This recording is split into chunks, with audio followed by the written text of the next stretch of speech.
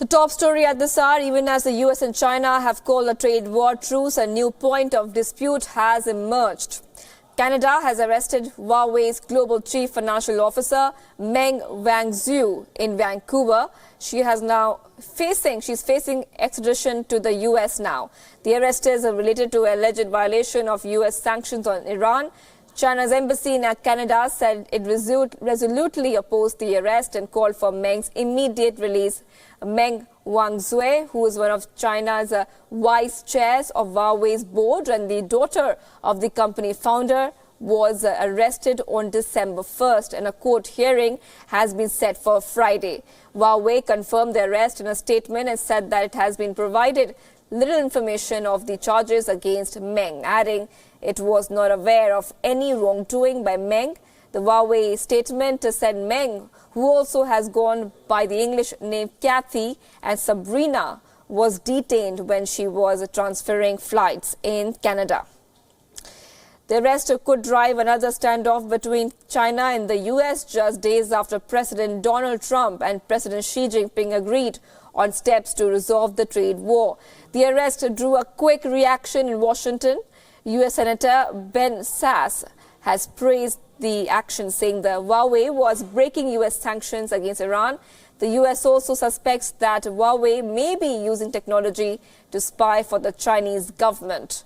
US lawmakers have been calling the company a national security threat. US stock futures have tumbled, followed by Asian markets as news of the arrest heightened the sense that a major collision was brewing between the world's two largest economic powers.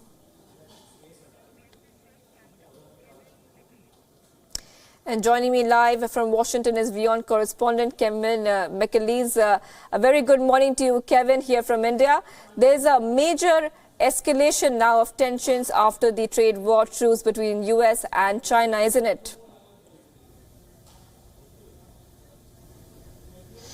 It is, because, of course, we're already in a very tense standoff between Beijing and Washington. This arrest in Canada on December the 1st undoubtedly going to make those tensions even deeper still, because this arrest actually took place on the very night when Donald Trump and his Chinese counterpart, President Xi, sat down in Buenos Aires for that G20 summit where they decided upon that temporary ceasefire in this trade conflict. They've got 90 days in which they were going to thrash something out to bring an end perhaps to this ongoing trade tariff and counter trade tariffs. This arrest, the arrest of this top exec from Huawei, could potentially add more fuel onto that fire, build upon that uncertainty and that confusion that's roiled markets, certainly here in the United States. We don't have much detail at the moment. We know that she was arrested in Vancouver on the request of a US extradition. We understand from some reporting that that perhaps is based upon potential violations of US sanctions against Iran. We know that the DOJ had been looking into whether or not Huawei had broken those terms earlier in the year. They started looking at it apparently back in April. Huawei said it had very little information on the charges. They are calling for Meng's release. But yeah, this all ties into a lot of suspicion, a lot of distrust between the United States and Chinese tech firms, who, of course, are normally very closely embedded with the Chinese government. Right, Kevin, but let's just remember and go back and just remember that Huawei is not just another Chinese company. It's a showpiece of the new China, and to target its top executive and the daughter of the company's founder. Now, how do you expect the US to explain this? Do you think the charges will stand in a US court?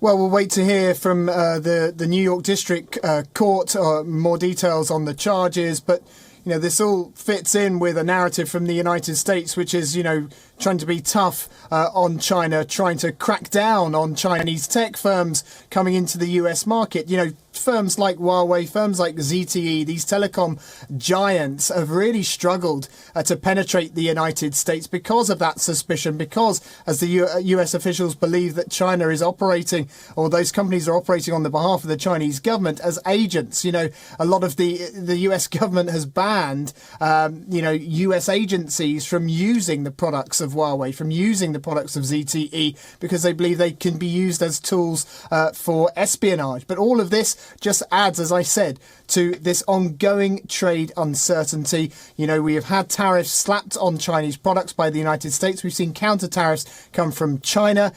This all builds into this narrative of distrust, disharmony, and an arrest of this level, an arrest of this high profile for such a major Chinese company will only put more strain potentially on that relationship and trying to mend that relationship so we can move forward in this ongoing trade conflict. Now, Huawei has been under scrutiny in the US in the past as well. Could you elaborate on the other charges that the company has been facing, Kevin?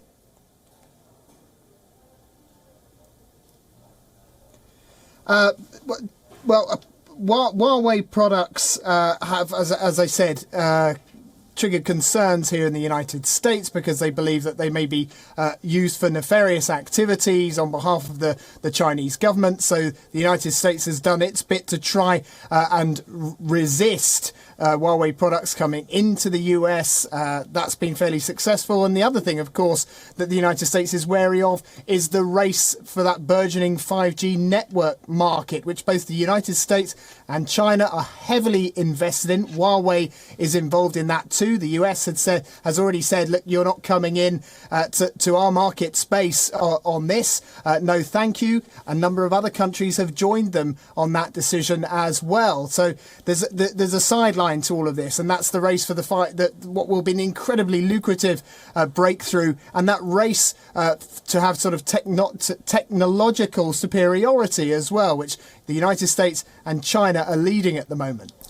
Right, Kevin. Also, what can we expect next in the story now? There is a court appearance on Friday, and what can we expect in court?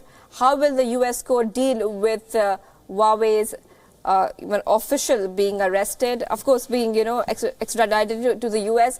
Do you think the court will crack down very heavily on her right now? It all depends what the US officials see and what the details are and what is decided in that New York court. And of course, what involvement the Trump administration and the White House have in all of this, working in unison with the Department of Justice and the US Treasury, who place those economic sanctions on Iran. We already saw what happened with another Chinese tech giant, of course, ZTE, who were found to have broken sanctions on North Korea from the United States and on Iran from the United States. And a deal there was cut which saw ZTE have to pay a fine of almost $1 billion. So the United States aren't afraid to get tough with these firms.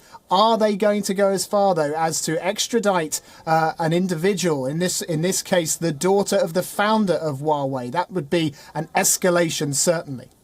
Right, Kevin, thank you for joining us with all those details. We'll be coming back to you as the story develops further.